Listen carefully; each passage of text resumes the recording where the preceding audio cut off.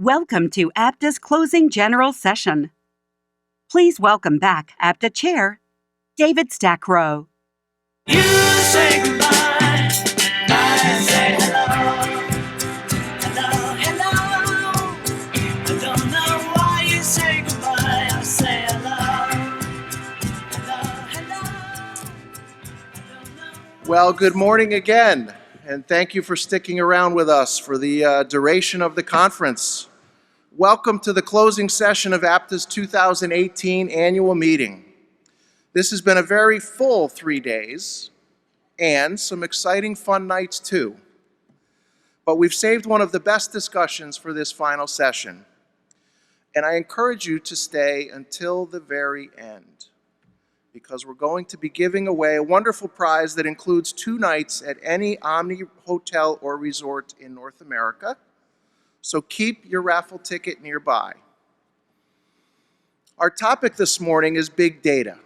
So let's talk big. We're all familiar with gigabytes. For some perspective, a standard DVD disc holds about 5 gigabytes of data. Do you know what an exabyte is? An exabyte is the equivalent of 1 billion gigabytes. There are about 5 exabytes of information created. There were about 5 exabytes of information created between the dawn of civilization through the year 2003. Today, that much information is created almost every single day. The challenge isn't a lack of data. The challenge is selecting which data to turn into information and which information to turn into insight. Today we have with us Bill Thompson, a member of APTA's Executive Committee and the President and CEO of Urban Engineers in New York. Bill has been leading the Leveraging Big Data initiative that APTA Chair Nat Ford identified last year. He has invited a guest speaker and a panel of experts to discuss how data can be used to anticipate, plan for, and create a stronger future for public transit.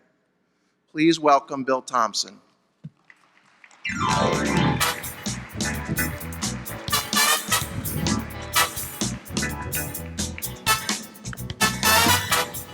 Thank you, David, and good morning, APTA friends and colleagues.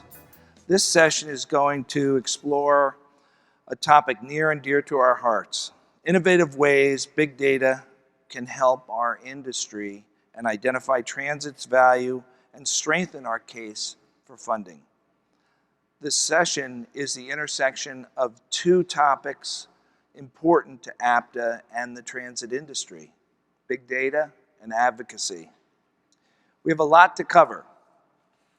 Let's begin by hearing from Regina Clulow, the CEO and founder of Populus. Populus helps governments harness data and how people want to move in the cities to accelerate the transition towards a safe and efficient multimodal future. Regina has over a decade of experience in transportation. She is an expert on innovations in public transit and shared mobility and autonomous vehicles. Regina created Populus after serving in executive roles at Ford Smart Mobility Investment Organization and Movil North America, previously Ride Scout and Globe Sherpa. Prior to her roles in industry, Regina received her PhD in transportation and energy systems from MIT. She was also a research scientist at Stanford, UC Berkeley, and UC Davis. And she was the lead author of a recent groundbreaking study, Disruptive Transportation: the Adoption, Utilization, and Impacts of Ride-Hailing in the United States. You can find her full biography on the APTA app. Now please help me welcome Regina Clulow.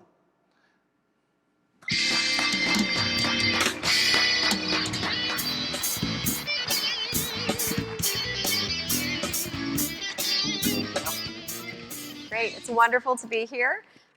So first, I'd really love to thank APTA for inviting me to present as part of this closing plenary. I've been a longtime member of the transportation community through APTA, as well as other organizations such as the Transportation Research Board for a little over a decade, and I'm honored to be speaking with you here today.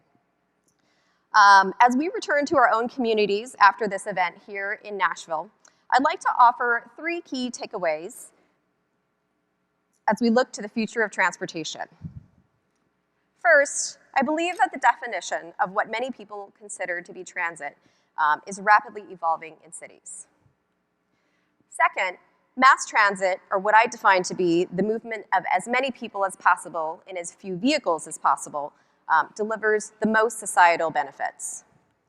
And third, better data on shared mobility services will be required for cities and the agencies in this room to ensure that we're continuing to plan for a safe, equitable, and efficient transportation future. As a former transportation researcher at Stanford and UC Davis, my work primarily focused on gathering data on the adoption and utilization of shared services, from car sharing to ride hailing to everything in between. And there's a lot more of everything in between. What I've observed over the past 6 years of research in this space is that mobility services and the consumer adoption of those services is rapidly accelerating. Uber and Lyft reached and quickly surpassed the adoption of car sharing services in just a fraction of the time. And as crazy as it may seem, the electric scooter services that have taken cities by storm have achieved similar milestones in even less time. 6 years ago, as researchers at UC Berkeley, I and the co-founder of Populus were developing software solutions for the Bay Area Regional Transportation Agency to forecast the next 25 years of travel. And it was a very frustrating experience, in large part because we had zero information about the employer shuttles that were run by Facebook, Google, and other major Silicon Valley companies, which actually move as many people in the Bay Area now as some of our largest transit agencies. We also had no information about a new service that you may have heard of by now, called Uber, that I had a sneaking suspicion would be a significant player in the transportation space. So like any good researcher, I started to gather data on the adoption and use of these services starting in 2012, including the employer shuttles, Uber, Lyft, bike sharing, and through Populus, we've now evolved a lot of that work into the future of mobility and have data on scooter sharing and essentially every shared mobility service that's entered a city so that public agencies ranging from city DOTs to transit agencies to MPOs can find better ways of integrating these services into the fabric of our existing transportation investments and to harness better data to plan for the future. I think we've reached a critical inflection point where we have to ask ourselves, which of these services do we consider to be part of our transit systems? Is, for instance, a future autonomous Uber vehicle that could serve as a more cost-effective paratransit option transit? Does it include a permitted electric scooter share program that might deliver an effective first and last mile solution? These are the important questions that we're currently faced with as an industry and that I've made it my personal mission over the past 6 years and for the foreseeable future to deliver better data on so that we can all find ways to more effectively integrate these private services into the fabric of our cities.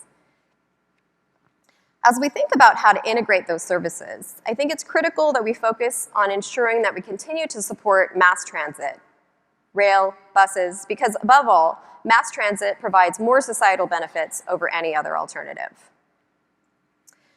An International Transport Forum study, which simulated all travel in Lisbon, found that if shared ride autonomous vehicles replace buses, we would see a 6% increase in vehicle miles traveled. If these services replace high-capacity transit, VMT would increase by 89%. What's perhaps most concerning about these numbers is that they don't even account for any new demand. Demand by populations that currently don't travel much, older communities and younger citizens, which other studies, including my UC Davis study of 7 major metros, estimated could be as large as or possibly even higher than 22%. So in short, we need mass transit if we want to avoid a future autonomous vehicle scenario that doesn't achieve public goals on the energy and environmental front, because mass transit will continue to be the most efficient way to move large numbers of people in a region. There are a number of other benefits that are widely documented that we know from years of research mass transit provides to society. Studies have shown that for every 1% increase in a region's public transit use, you'll find a 0.2% reduction in obesity rates. We also know that increasing public transit creates jobs and improves opportunities. Work by a former colleague of mine at UC Berkeley found that a 10% expansion of transit service produced wage increases of $53 to $194 per worker. And just recently, a new APTA study found that regions with more public transit are making faster progress towards zero vision goals. A community that supports and expands mass transit delivers more livable, walkable communities that are ultimately safer for everyone on the streets. Looking to the future, one of the key conclusions that I've come to from working at the intersection of shared mobility and mass transit is that it is only through better data that we can come together as an industry to achieve public goals. Last week, Populus made an announcement about the Populus Mobility Manager, a platform that we've been developing that delivers shared mobility data to help cities plan for the future. It was developed over the past 12 months, building on my research for the past 6 years, with public agencies, both large and small, and currently ingests real-time data from every major bike and scooter operator, as well as static data on a variety of other services, including Uber and Lyft. There are a number of key decisions that are ultimately the responsibility of cities and public agencies that I believe big data can help us solve. First, we need to do a better job of determining where ride-hailing services can complement versus compete with public transit, so that agencies can design programs that continue to facilitate the use of long-range infrastructure investments, and also have the insights to plan for future ones. Second, big data can help cities assess whether new private services are expanding mobility access for low-income and other disadvantaged populations. Based on our analysis of data that we are privy to, we believe that they are. But we also believe that there are a variety of policy measures that can help to ensure that we don't leave anyone behind as new private mobility services continue to evolve. And third, at the end of the day, I think that most of us in this room are united in our goals to move as many people in cities as efficiently as possible, and that individual car ownership is at odds with that objective. On that topic, I'd like to share some new findings from the Populus data platform that are based on data we gathered in the San Francisco Bay Area. So using rigorous methods that were designed by transportation researchers, we gathered data on the adoption of Uber and Lyft. 2 years ago, my research found that about 35% of the Bay Area population used these services. And that number is now almost 50%, which is a significant jump. The good news is that among Uber and Lyft users in the Bay Area, 11% of those people have gotten rid of or decided not to purchase a car. And another 10% never had a car to begin with. So that's about 10%, if you do the math, of the entire population in the Bay Area who feel as though they can live a car-free or car-light lifestyle now that they have access to private mobility services, which is huge. But the other key question that many of us in the transportation industry have is how these services impact the use of mass transit. Because at the end of the day, continued investment in mass transit is essential to make progress towards public goals. And again, based on the data in the Bay Area, we're finding that among frequent ride-hailing users, about 36% of people say that their most recent trip would have been made by transit, which is pretty consistent with my prior work via UC Davis. What's important to keep in mind is that not every city is like San Francisco or New York, but in fact, within the Bay Area, we have cities that vary quite dramatically in terms of population density, household vehicle ownership, and transit access. Fundamentally, what is most important at the end of the day is for cities and transit agencies to determine how these services can support mass transit, whether it be through first and last mile solutions, as a paratransit alternative, or as a late night service in a way that doesn't cannibalize our existing infrastructure investments and that can improve and build upon them instead. I believe that through better data, we can find a way to harness the power of recent innovation and investment in the transportation industry to meet public goals. But without data, we're trapped in a cycle of making uninformed policy and planning decisions that may not help us make progress on reducing fatalities on our streets, expanding equitable access to transportation services, and making progress on reducing the energy and environmental impacts of transportation in cities around the world. The past 10 years of transit innovation have been some of the most exciting that we've ever experienced. And I'm very optimistic that cities and new private mobility companies can find ways of partnering with each other to build a better transportation future for all of us. Thank you.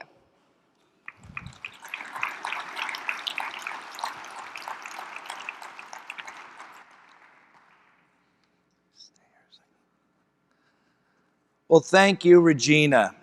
Please take a seat at the panel, but let's give her another round of applause.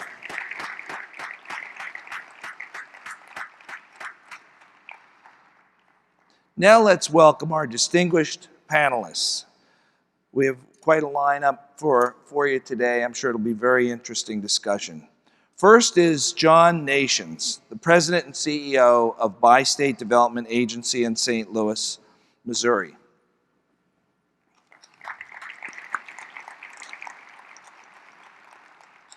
Next is Flora Castillo, President of Pivot Strategies in Ventnor, New Jersey, and a former APTA chair. Next is Rob Gannon, a member of the APTA Board of Directors and the General Manager of King County Metro Transit, who just won an award this week with King County. So,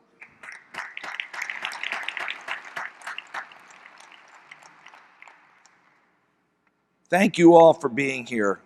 We want to make this an interactive discussion, so please make your way to a floor mic and ask a question to share your comments. I'd like to kick things off here. Here's a question for everyone. The blurb describing this session states, "The transit industry has come a long way in its use of data to inform decision-making and to evaluate programs and operations. The next big step is to understand the direct correlation between transit services and broader public benefits such as health, economic prosperity, education, and opportunity. This discussion will uncover new perspectives that either pull at our heartstrings or which make a compelling case. So my question is, how might we uncover this new advocacy message and use data to help tell transit's story and make transit's case?" Regina?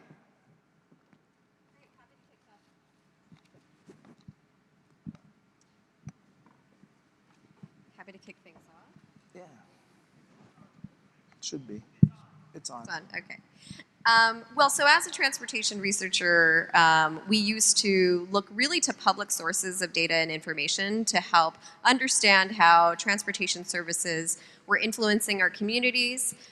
For example, one of the messages that I included in this last presentation was done by UC Berkeley, which has a great urban planning and transportation planning program. And one of the ways is really to make that data accessible to those researchers, because at the end of the day, many of those public researchers are really trying to understand how these services move cities and find the value in how they move cities. And so by making that data accessible to partners such as academic universities, research institutions, I think that we can better find some of the value messages in transit data. John? Thank you. Good morning, everybody. I think that the evolution in data and the information sharing is going to create possibilities that so far we can hardly even imagine. Let me give you a real quick example. Healthcare. There's tremendous opportunities for partnership and to expand our message, you know, out of the urban areas into the rural areas across our country on the basis of healthcare alone. It's always been a puzzle to me that when we talk about healthcare and we talk about access to healthcare, we're always talking about health insurance access to healthcare, rather than how you actually get a patient to a facility. I believe, and I think it's going to be proven, that there is a return on investment if you invest in the transportation component. In South Central Missouri, which is a very rural area in South Central Missouri, there was actually a pilot project done where we have tremendous issues with getting people to healthcare, and what the pilot project showed was that for every dollar spent on transportation getting people to healthcare, there was over a $7 savings on the healthcare end. So what that has people thinking about is whether and to what extent things like hospitals should be investing and partnering with public transportation agencies to facilitate access to healthcare and overall drive down healthcare. Now, it's kind of hard to measure those from a public transit agency because we always look at cost. We're trained to look at cost. But by putting industries together with the data that's available, you can show that an investment on the transit side can lead to a tremendous savings on the health side, and that's a partnership just waiting to happen in a lot of areas. Well, that sounds like something, Flora, that you might know about. Indeed, I do. Good morning, everybody. I would say that the way I look at this topic is about 3 R's: redefining, reframing, and reconnecting. Redefining our mission. So if we see ourselves as mobility managers, as mobility integrators, then we can look at what impact we're making in our communities. So my focus this morning for you is looking at the social determinants of health, which does include access to healthcare, access to affordable housing, living in a safe environment, knowing about how we're helping the quality of life of our riders in the communities that we serve. According to Robert Wood Johnson Foundation, they determined that about 80% of the clinical outcomes are affected by those non-medical issues. And just to touch upon what you said, Deloitte had a recent survey around the value of investing in social determinants of health. They interviewed 300 hospitals, and this is the order of how they rated. Social support, 80%, violence, 75%, housing, 70%, transportation, 68%, and food insecurity ranked 65%. They arrive at those outcomes by assessing their patients as they come through the door and really being able to look at those opportunities, John, in seeing how can we form those non-traditional partnerships. Having worked at United most recently and being part of managed care companies and providers for a very long time, I believe that transportation is foundational to the well-being of our communities. It doesn't matter if we're insured, it doesn't matter if we have a job, if we can't get there, it's just foundational. Rob? Thanks, and good morning, everyone. So I think what I would do now is just echo what my 3 co-panelists have said and offer an example. So one of the challenges that I think we all face in the industry is how do we take really good ideas and begin to operationalize them? How do we advocate with our diverse public and make sure that there is a foundation of support throughout the effort? So that's our great challenge at King County Metro in Seattle, even with that progressive spirit of the Northwest, convincing the world through advocacy that our ideas are really good for the long term can be a challenge. So we've started by taking 2 things that have been relatively successful, the launch of our low-income fare program and also our early work in deploying battery electric buses. And now we're partnering with Stanford University to figure out, having realized this first measure of success and now looking to take it another step further, how do we really take stock of where we are now, develop a measurement framework that can help us substantiate over the long term the benefits that we hope to realize, improve them not just from an academic standpoint, but through the lens of policy making, but also through the lens of public advocacy, so many people begin to understand not just the benefits of those initiatives, but the greater benefit of public transportation. That's wonderful. That's wonderful. Great ideas from everyone in our panel here, and advocacy is something that we all need to be engaged in. Regina, you obviously know a lot about data beyond the data of transit agencies generate and collect. What external sources of data can the transit industry draw upon from to get really the full impact of transit's story? I like to think that there are 3 really big challenges when it comes to data in the transportation space. One that we've talked about a lot, I think, here at this conference is that there are quite a few data sources that existing systems generate that we could make better use of. That's one key challenge that I think many are making significant progress on. The second is that there's a lot of infrastructure in cities that isn't digitized and that could be digitized to better move our cities. That's another key challenge. The third is that there is this growing segment of private mobility services that are generating data that if public agencies had access to, we could design better systems that were more holistic, that could help meet public goals. So some of the data sources that we aggregate and also collect our own primary data on are the adoption and utilization of shared services. So we currently ingest real-time feeds from dockless bikes and scooters. There are a number of companies that have grown very quickly. And what's interesting about those services is that, number one, because they're dockless and they don't have stations, they can actually be distributed in lower income communities much more easily than other investments, which might take a longer time to deploy and could be more expensive. And so we are gathering that data and working in partnership with public agencies to see how these services can expand access to low-income communities to get to first and last mile solutions or get to their final destination, and to help develop policies and frameworks that can ensure that they continue to meet public goals.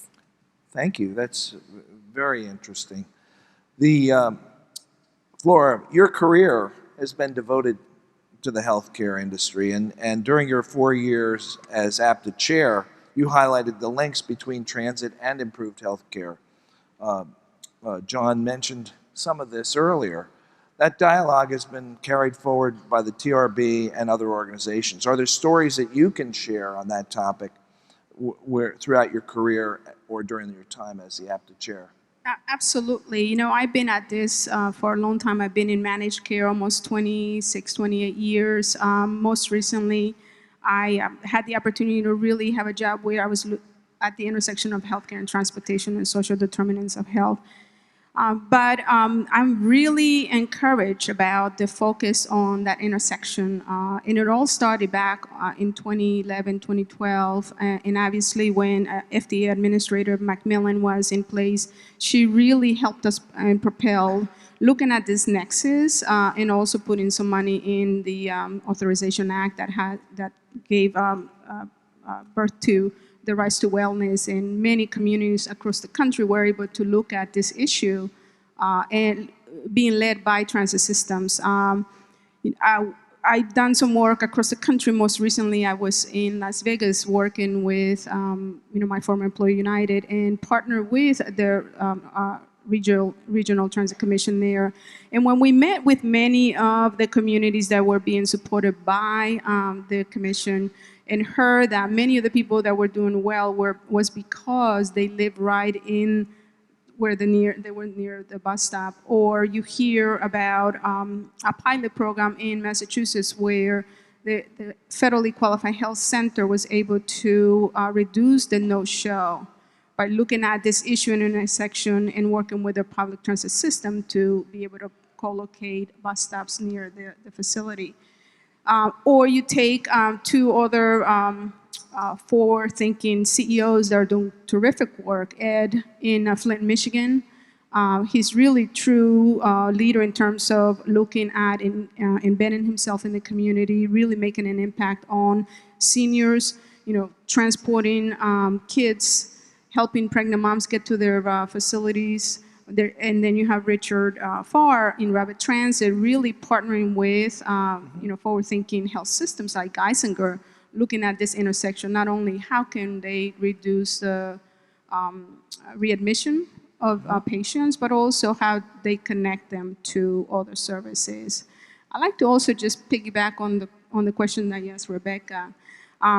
The Affordable Care Act requires hospitals, in order to keep their status, to do community health needs assessments. And that's another data set that we should be looking as transit providers to see how we can connect, because they are collecting the data through their electronic health records and their medical records. And I think that's another way to connect and then build out. To our patients. Great. Well, thank you, Flora. Thanks for that insight. Rob, as a former Amazon employee, can you share some insight on why so many corporations are seeking to locate in this transit-rich environment? It seems like that's the first question that gets asked every time they want to know where the Amazon 2 is going to be located. Yeah, I know exactly where Amazon 2 is going to be located. I think, Bill, if I had that insight about why, I think we would have made a more compelling case in the Pacific Northwest. So let me just start from a position of humility. I don't really know the answer to this question. I think, however, some of it is rooted in the notion that those companies, whether new or existing or evolving or capitalizing on new markets, whatever it may be, what they're seeking is opportunity in robust communities. And I think our role in that, public transportation, has to be, if not additive, then potentially even facilitative. That we can say that we are an engine of economic development, we are an engine of drawing the new workforce into a region. We can talk about the overall benefits of public transportation and assert that that makes the same sort of environment viable for those types of companies. We have a unique attribute in the Seattle area, of course. We have some big name companies, but if you search back in their origin stories, what was on their mind at the start was not public transportation. So I was with Amazon when there were about 500 employees, and let me just assure you that public transportation was the last thing on our minds at the time. It was really, how are we going to make this company work? How do we get it to survive? The evolution of a company like Amazon or Microsoft or any of them, I think, looks at how do we create that competitive advantage by being located where we can attract top talent and give them more than just a great work environment. One thing I do want to say about Amazon, because I think it's relevant as we think about our role in the public transportation space. Amazon, of course, didn't start out as a miner or aggregator of what became big data. They started as an organization that wanted to help consumers find and discover and then purchase the book online. And the company that we know today has very rapidly evolved. Amazon learned how to leverage all of that data and then build this tremendous business platform. Public transportation already sits atop a lot of data and a lot of data platforms. What we lack compared to an Amazon or any big company, and what Regina is now helping folks like us understand, is what the heck do we do with it? How do we use it to our advantage? And what I think we have to confront is our policy frameworks are not contemporary. Our platforms are not as strong and agile as they need to be. And our agencies really aren't equipped to focus on big data or the utilization of data and data analytic tools in a way that can keep pace with today's consumer. And so I think that is our hidden challenge. To be more Amazon-like is not to be everywhere and take over the world. It's really to realize, how do we partner effectively and become better stewards and users of those data?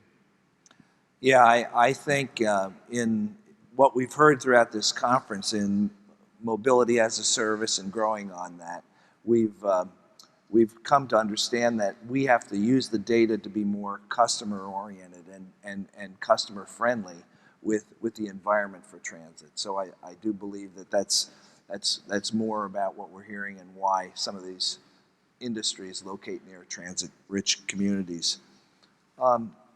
And John, as a former developer and mayor and a current transit agency executive, how do you see transit's connection to the broader public goals, such as access to jobs, a stronger workforce, community building, a lot of what we were just talking about, but in a broader way? So my answer is limited to 2 hours, right? Yes. It's important in understanding my answers to these questions to understand my background. I'm not a career transit executive. I was a mayor. I was an economic development and land use lawyer. And you cannot be engaged in those fields and try to build a community without beginning to appreciate the importance of public transit. And to me, public transit is an essential component of a successful economic development strategy. So rather than coming up within the industry and being an advocate, I was a person outside the industry that became an advocate and ultimately ended up leading our organization in St. Louis let me give you some examples about how we can reach out to the community. What data is telling us, and some of the things we're just, as ideas, doing in St. Louis to build new partnerships and expanding our reach. You know, I came to Bi-State and I sat in a lot of meetings and we talk about grant programs. People say, well, we don't qualify. Why not? Well, you're a quasi-governmental agency. You can't go out to the foundations. Why can't I go out to the foundations? You're not a 501c3. Great, I called my lawyer. Can I form a 501c3? Sure, so we did. This year we got $1.5 million in grants to fund some separate areas of our operations in terms of healthcare partnerships and everything else that never existed before. With regard to healthcare, if you ride public transit, particularly if you're transit dependent, it can be a very long day. Some of the basic services of life are often difficult to access. Well, what do we do about that when we're talking about being customer focused? So one of the things we did, we actually got a grant from the Missouri Foundation for Health to partner with a local health department to put mobile screening units out on the streets at our transit facilities. So a transit rider coming home who might not have the ability to get to a clinic, might not have the ability to go for a checkup, might not have the ability to say, you know, I feel like I'm getting the flu or I need a flu shot. Now they can step off a train and there's a mobile clinic there at least one day a week at several of the stations. They can plan their day. They can have access to health care. That's great. Take food. Everybody has to eat, right? Everybody that rides transit has to eat. So in a place like St. Louis that is very much spread out, in some areas where we have poverty and we have food deserts, how do we address that issue? So again, we got another grant. We partnered with some people and we brought fresh food kiosks and fresh food to some of our transit stations. So you can reach out, be more customer focused, not just worry about how I'm getting somebody from point A to point B and satisfy ourselves. We're doing it timely and we're doing it efficiently and the bus is clean. But we're really thinking about what is that person's day like? And by reaching out and helping them satisfy some of the other needs, we create better customers, we create a better relationship, and we're creating partnerships throughout our community. Another example that we're working on now, which I think could be tremendous, is if you ride transit, and particularly if you're transit dependent, you can have a very long day. But you know, if you think about that, if you're working 8 hours and with a break, maybe you're 9 hours at your employer, you're riding transit an hour each way, maybe an hour and a half. And if you're transit dependent, and particularly if you're in a lower income job, the opportunity that you have to make your life better 3 years from now is pretty remote. So what we're now doing is reaching out to the universities. We're forming a consortium and saying, I have an entire population of people who are captive for an hour a day, 2 hours a day, 3 hours a day, and whose ability to improve their future is very limited so long as they're within that environment. I can pride myself every day that I'm moving them efficiently. What we talk about is how can we improve their lives. So by reaching out to the universities, what we're doing is how can we connect our population with the universities to put education into their atmosphere so that they can spend some of that time on transit and put technology into their hands to reach out to them so that they can advance their education. And then it's a matter of reaching out to the employers and saying, you know, I'm delivering 20 workers or whatever it is to a given hospital. Would you make a room available every couple of weeks so someone from one of the universities could come meet these people, make sure they're on track?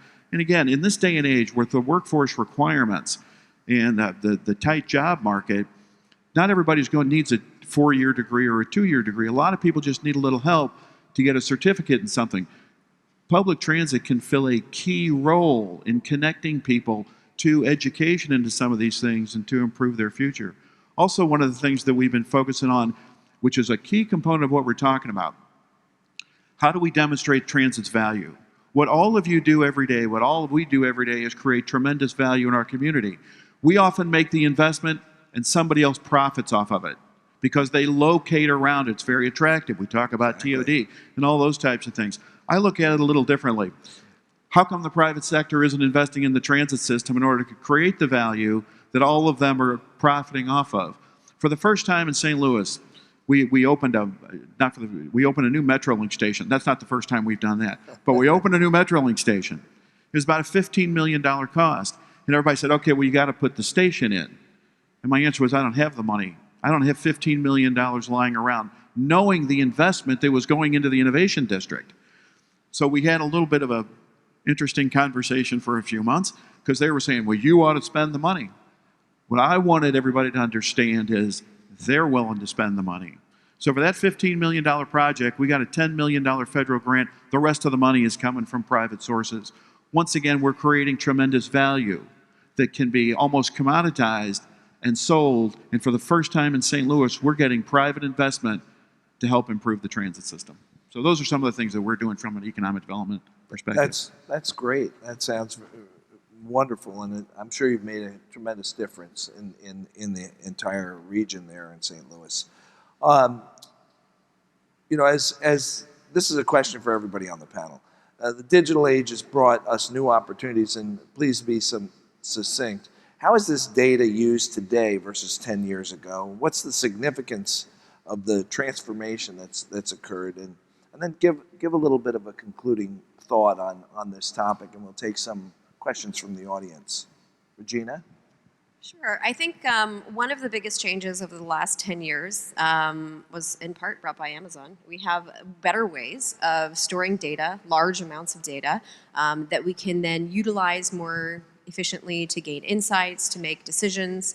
And so that's been one of the most transformational things that's happened over the last 10 years that allows us to use that data to plan better transportation services. Another really key point, though, is that we've also seen the mass proliferation of smartphones. So when Uber and Lyft started, I was just going to pull it out. everyone's got them. 33% of people in the United States, when Uber and Lyft first started, 33% of people had smartphones. 33%. So that number is about 80% today. And clearly that's also really shaping how people are moving in cities. And I think it also presents a tremendous opportunity for us to harness that data to build better systems to move people more efficiently. Thanks. John? I'd agree with all that. We know much more about our customers than we have, and we have a much better ability to interface with them and receive their feedback, know from where they're starting and where they're going and plan routes accordingly. The other thing, it's making us much more efficient internally. The technology and the data, when you start putting together years worth of data, for instance on buses, and then begin to plug technology into it. You know, in St. Louis, we've run our mean distance between failures up above 30,000. And we're using technology and really working with tech. Sometimes I don't know whether I got mechanics parading as tech people or tech people parading as mechanics. But now you work on buses that wake themselves up in the morning, run their entire diagnostic check, and send an email to the maintenance department saying, I'm okay and I'm ready to go. Saving tremendous amount of time about doing the inspection. All this feeds into a much more efficient system and much more demand responsive. Flora? You know, in the healthcare field, managed care is very dependent on a lot of, predictive analytics and hot spotting, including to look at the individual's needs so that they can do a better job at planning for their care, ensuring that they have the right connections for advancing their treatment plans. But we do have, obviously, an opportunity as we think about connecting the dots to transit to jointly develop those measures that would create the outcomes that would mutually benefit not only the individuals, but us as transit professionals and our healthcare partners. So I'm excited at the opportunity to be able to advance that. We're unique. We're a unique time in our space where, our spare ratio, is not going to give us that type of data. Really engaging with those non-traditional partners, as you have done. You seem like you should be leading the charge for our industry in some best practices. So it's a great time for us to be in this space. That's great. Rob? So I'm going to invert the question and talk 1 minute about where we're not where we were maybe 10 years ago. And with the advance of big data and data sharing opportunities, I think many companies have figured out how to leverage that. But those of us that are subject to public disclosure laws, I think, have retreated away from that data sharing framework. And I think that's one of the great obstacles to the new mobility paradigm. It's an obstacle to partnership. Even in our backyard in Seattle, trying to figure out how to partner with an Uber or a Lyft, trying to figure out how to partner even with Amazon, we have not been able to break through some of those data sharing barriers because we don't have the risk tolerance to do that. Our policymakers don't have the political cover to do that. And I think that's something that we really have to think about modernizing, if not getting out ahead of that. So. Yeah, and in your area where you've led, the advancement of equity and social justice, can you tell us a little more about how transit represents a little bit of a higher calling in the way you've handled it at King County? Yeah, I think though that John captured so many of the points so well. I think my call right now would be to say, if we could all speak as eloquently as John and as consistently as John, as an industry and as individual agencies, we would then be trumpeting that higher call of public transportation. We would then set that groundwork for an effective coalition. It is promoting economic opportunity. It is a smarter set of solutions for our environment. It is the benefit for healthy and healthier communities. And that is something that the business community can rally behind just as aggressively as the advocates for equity and social justice.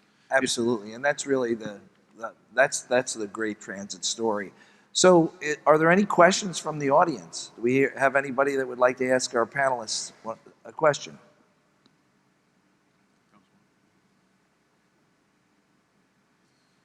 Good morning, Freddie Fuller with Jacobs and APTA Secretary and Treasurer. This question goes to John and Rob.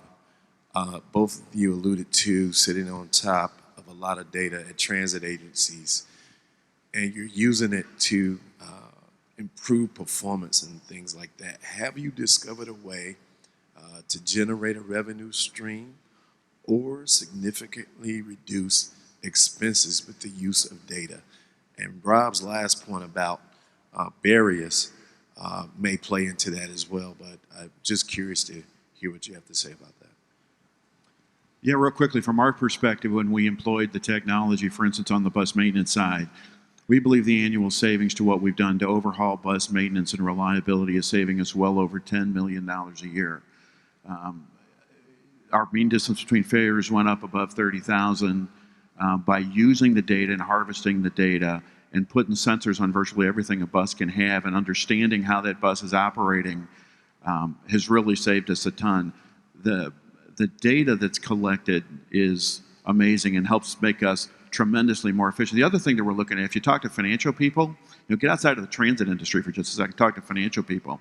I've had people come to me who've talked with us about our maintenance program, and they'll say, we can help you be more efficient, and we can actually measure you being more efficient. And when you do that, we believe we can extend your savings, whatever.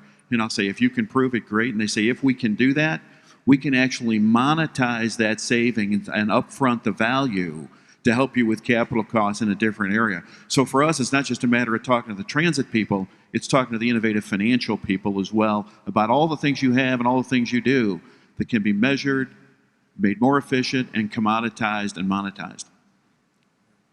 Great. So we haven't made any progress in monetizing our data, but we have made progress in sharing it with academic institutions that have helped get it into a state that can be better shared and leveraged, and that has created more opportunity for us. So that's not monetary opportunity, but that's an example of how beginning to pilot and partner can lead to solutions that a year ago were not even in play. Thank you. Bakara. Good morning, Bakara Sanderson Malden. I'm on APTA's executive committee, and I'm a transit board member at the Birmingham Regional Paratransit Consortium. My question surrounds, infrastructure has been the buzzword, I think, of the year. I come from a state that is really big on roads and bridges. And I believe, and I think everyone in this room believes, that the evolution and the use of public transportation significantly decreases the amount of wear and tear and whatnot on these infrastructure projects. My argument to the people in my community is that the roads and bridges need public transportation just as much as public transportation needs the roads and bridges. Is there anywhere that you can point me to as a reference or a source of data that kind of justifies what we all know in this room in terms of how public transportation can make a big difference on extending the useful life of our infrastructure? Anybody? I'll take a first shot at it. Okay, I think we saw in the breakfast this morning, just very briefly, we saw there's a proper level of infrastructure for every mode, and when we measure what the trips are and how they're being taken, and what the best or optimal trip is being made, then we're going to have better investment choices being made with all of our infrastructure. So we're not over-investing in one mode or another and then having it wasted as a unit of mobility. Robin Chase, I think, gave us an excellent example of that. So I know there are many studies about infrastructure and the proper levels of infrastructure investment. Anybody else want to comment on that? I didn't mean to stump the panel, but I think we're Well, missing. Bakar, you did a good job. But I think we're missing an opportunity to also take the data that we're collecting as far as the impact of public transportation and how the two can work harmoniously together. So I would definitely be interested in following up and getting more information about that. I'll just say one other thing. We had a little celebration on one of our great leaders earlier this week during this conference, Lou Gambaccini. He developed a report when he first took over SEPTA that described the number of lane miles that would be needed if SEPTA were to shut down.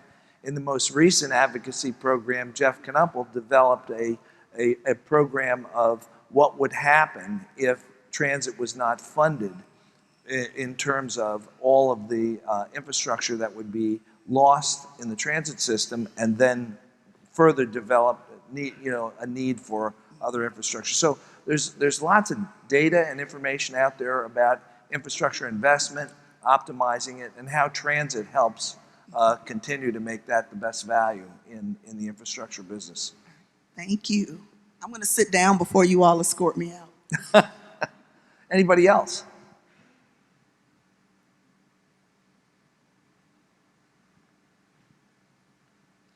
Good afternoon. My name is Alice Gordon Holloway with Sky Connect in Birmingham, Alabama. And my question is, as a woman-owned business and a DBE as well, who currently already consults a lot in the transportation and aviation industry, how can we be of support to help the transit industry continue to take the big data that you're hearing and all the great research and take it to the communities and the businesses that are already needing to get this information? How can we effectively be helpful to the industry to really make the business connection and the transit and quasi-government work collaboratively together in this field? I can start. Very briefly. So as also a women and minority-owned company, we are very supportive of working with DBEs that are registered, that are working with communities of concern. And I think that one of the key areas that we can help fill is this gap between the large amounts of data that are being generated about private services, and also even in our existing transit services, and making it more usable to more people, whether that be the transit agency directly, the city directly, or in partnerships with many consulting firms and community-oriented organizations. And so we've really established a number of partnerships with academic institutions, nonprofit organizations, and then also transportation consulting firms to really help understand and address key policy and community concerns with better data. And we look forward to doing more of that. Well, thank you, Regina. Thank you very much. This has been an extraordinary session and a wonderful discussion. So there will be more discussion on how data can assist us in getting out the good transit improvement story. So we thank you for your participation here. Let's have a round of applause for our folks here.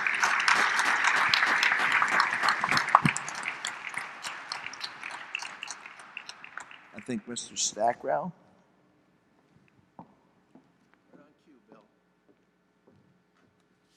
Well, thank you, Bill, and thank you to Regina and our panelists. Let's give them another round of applause.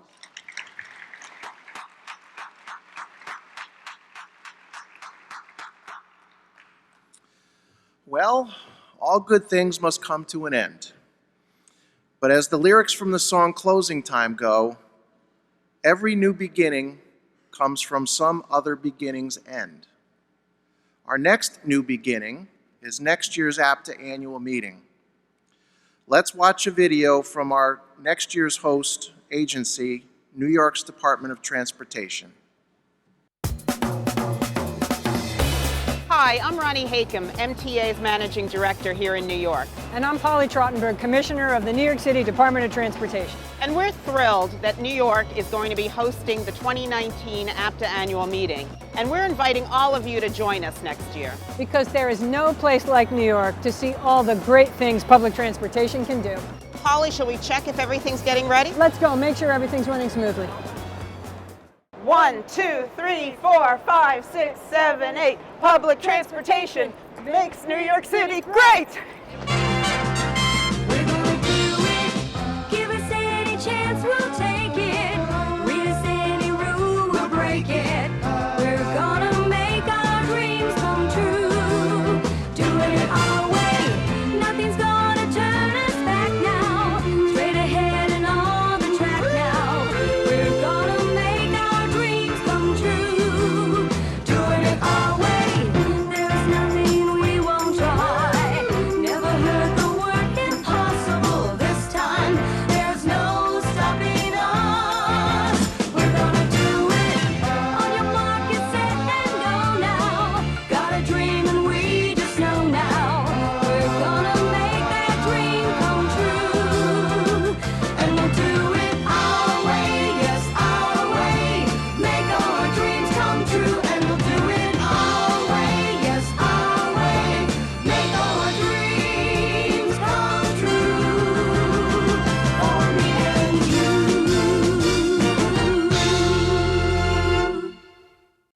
What do you think? I think we're in good shape. I think we're ready. We'll see you in October 2019. My friends, that's a wrap. Thank you for being here and for your commitment to APTA and our industry. We'll see you next year in New York City. Safe travels and my best wishes.